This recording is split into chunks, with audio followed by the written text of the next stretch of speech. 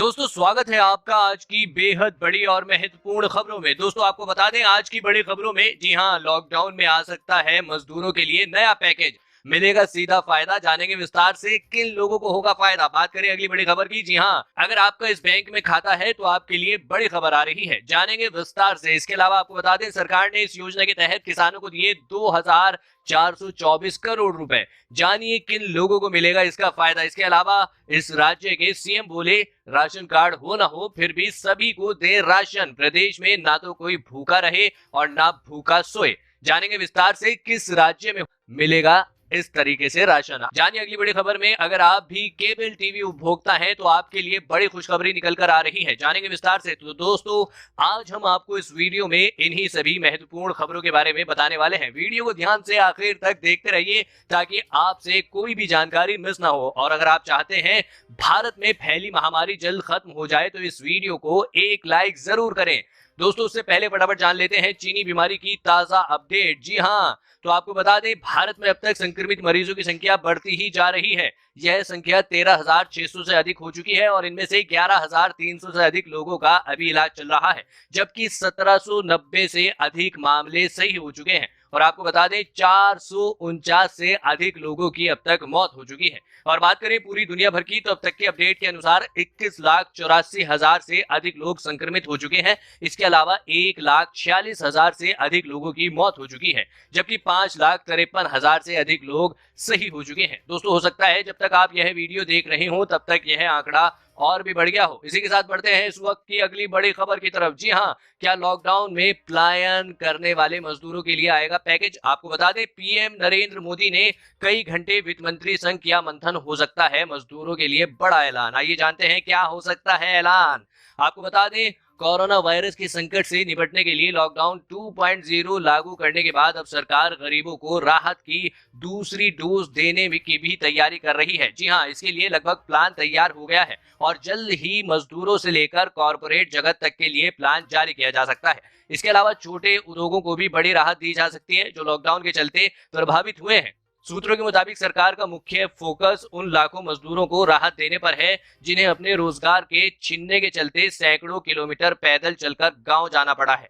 जी हां, आपको बता दें टाइम्स ऑफ इंडिया की रिपोर्ट के मुताबिक गुरुवार को पीएम नरेंद्र मोदी ने वित्त मंत्री निर्मला सीतारमण और उनकी टीम के अधिकारियों के साथ कई घंटे तक मंत्रण की।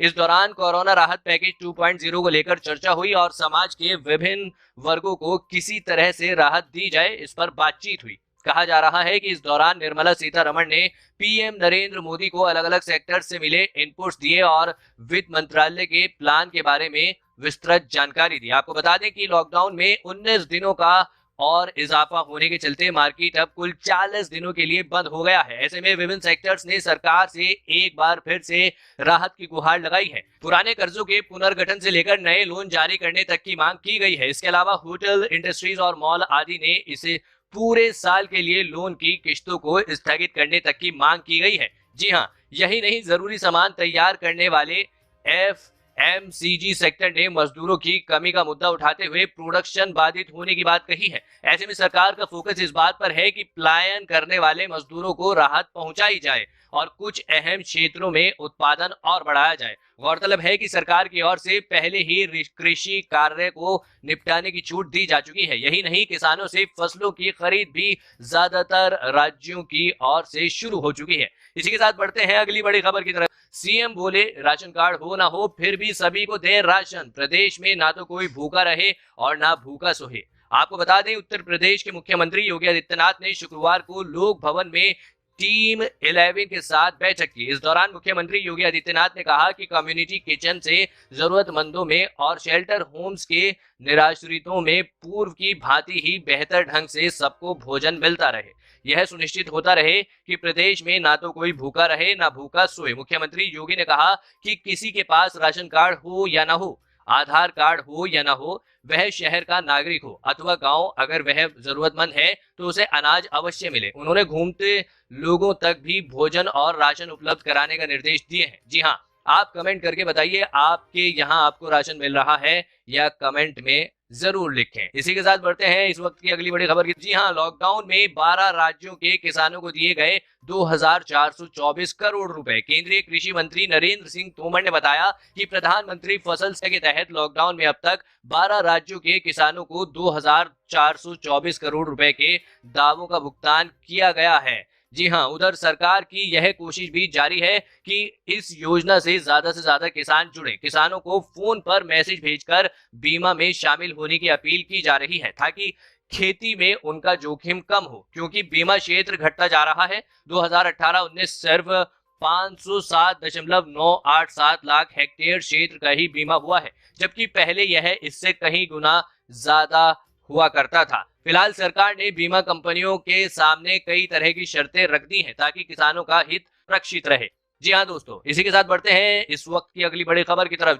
जी हाँ, लॉकडाउन 2.0 में सरकार ने दायरा बढ़ाया। अब इन क्षेत्रों को भी दी जाएगी छूट। जानेंगे किन लोगों को मिल सकती है छूट। जी हाँ, कोरोना वायरस के संक्रमण को रोकने के लिए केंद्र सरकार ने लॉकडाउन को 3 मई तक बढ़ा दिया है। लॉकडाउन के दूसरे चरण में सरकार ने कई छूट देने का ऐलान किया था। अब गृह मंत्रालय की ओर से कुछ और क्षेत्रों को छूट देने के बारे में घोषणा की गई है। सरकार की ओर से जारी की गई नई गाइडलाइन के मुताबिक कई सरकारी विभागों को कुछ शर्तों के साथ खोला जाएगा। इसी के साथ कृषि के क्षेत्र में भी कई छूट देने का फैसला किया गया है। आपको बता दें, इससे पहले जारी की गई गाइडलाइन में बताया गया था कि खाने पीने और दवा बनाने वाली तमाम इंडस्ट्रीज खुली रहेंगी। इसके साथ ही ग्रामीण भारत के सारे कल कारखाने खोलने का निर्देश दिया गया था। नई गाइडलाइंस के अनुसार मनरेगा के कार्यों को भी अनुमति दी गई थी, जिसके तहत कहा गया है कि सिंचाई और जल संरक्षण को प्राथमिकता दी गई है। आपको बता दें, सरकार की नई गाइडलाइन में जंगलों में अनुसूचित जनजातियों और वहां रहने वाले अन्य लोग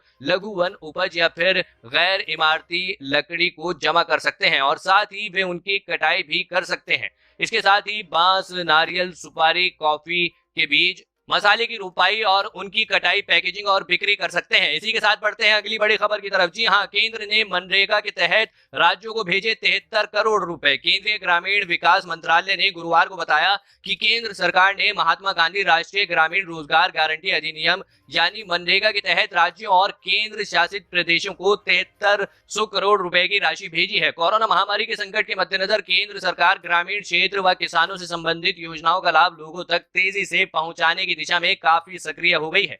आपको बता दें, केंद्रीय ग्रामीण विकास, पंचायती राज और कृषि एवं किसान कल्याण मंत्री नरेंद्र सिंह तोमर ने गुरुवार को ग्रामीण विकास मंत्रालय के सचिव राजेश भूषण व अन्य अधिकारियों के साथ बैठक कर मंत्रालय द्वारा संचालित महत्वपूर्ण योजनाओं समीक्षा की। जी हां, इस मौके पर ग्रामीण विकास राज्य मंत्री साध्वी निरंजन ज्योति भी मौजूद थी। मंत्रालय ने एक बयान के जरिए बताया कि मनरेगा के तहत राज्यों व केंद्र शासित प्रदेशों को जो जारी इस 7300 करोड़ रुपए की राशि से न सिर्फ बीते वित्त वर्ष 2019-20 की बकाया मजदूरी और सामग्री के बकाये का भुगतान किया जाएगा, बल्कि चालू वित्त वर्ष 2020-21 के पहले महीने के पहले पखवाड़े के बकाये का भी भुगतान किया जाएगा। इसी के साथ बढ़ते हैं इस वक्त की अगली बड़ी खबर की तरफ। जी हां, बंदी के कगार पर 5 लाख रेस्टोरेंट्स, 73 लाख नौकरियों पर संकट। डेयरी समेत फल, फूल, सब्जी मंडी को भी हो रहा घाटा। आपको बता दें, देश भर में लॉकडाउन 40 दिनों तक बढ़ाए जाने से रेस्टोरेंट उद्योग पर बुरा प्रभाव पड़ा है, जिसके चलते अनुमानित 73 लाख नौकरियों पर संकट पैदा हो गया है। इस उद्योग ने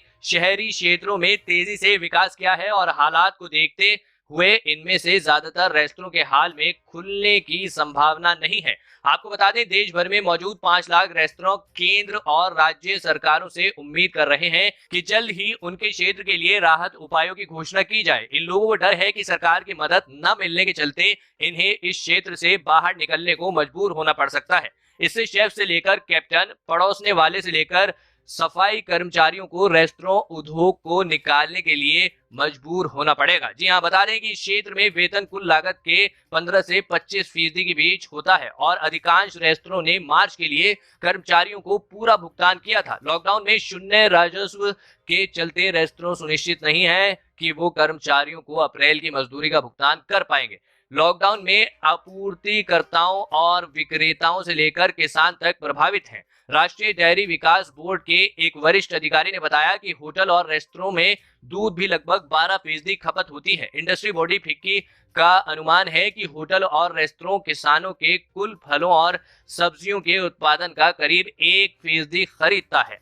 इसी के साथ बढ़ते हैं इस वक्त की अगली बड़ी खबर की तरफ। जी हाँ, लॉकडाउन में टाटा स्काई फ्री दे रही है 10 चैनल्स। देखें लिस्ट। आपको बता दें, इस महामारी के कारण देश भर में 3 मई तक लॉकडाउन 2.0 लागू है। ऐसे में सभी लोग अपने घर में हैं। टाटा स्काई ने अपने यूजर्स की सुविधाओं को ध्यान में रखते हुए लॉकडाउन के दौरान 10 पेड चैनल्स को मुफ्त में उपलब्ध कराने का फैसला लिया है।